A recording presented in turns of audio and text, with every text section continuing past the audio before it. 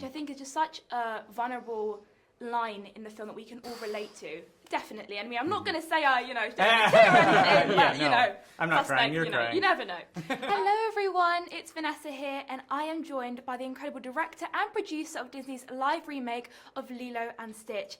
I'm in the presence of Oscar-nominated filmmakers, everyone. Please welcome Dean and Jonathan. Thank you so much for being here today. Thank you, Yeah, Vanessa. thanks for having us. One of the best scenes for me was Maya's delivery of "People Look at Me Different," which I think is just such a vulnerable line in the film that we can all relate to. Definitely. I mean, I'm not going to say I, don't tear or anything, but, I'm not crying, you're crying. You never know.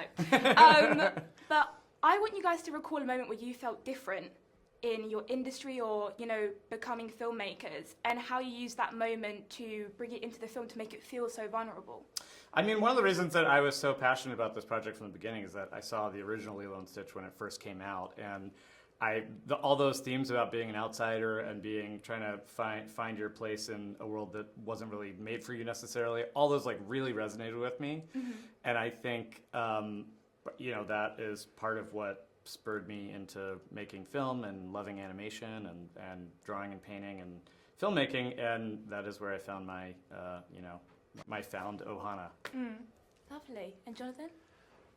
The other line I love there is when Nani says back to her, people just don't know what to say. And I do think that's sort of the other part of the conversation in that scene too that really touched me, because I have two kids, one of whom is oftentimes a little bit of a troublemaker, and you can see how people put kids in a box very quickly. And I think we all need to have more empathy, and I think Nani has it in that moment where she's just trying to understand that people are so quick to call kids bad kids, and they're not. We have to really try to understand them. So I find that scene so beautiful. But yeah, I think we all feel like outsiders all the time. I mean, we're constantly imposter syndrome. I don't know if anything we make is any good. I love what you just said there, Jonathan. I'm 18 years old, and I started when I was quite young doing presenting and content creation.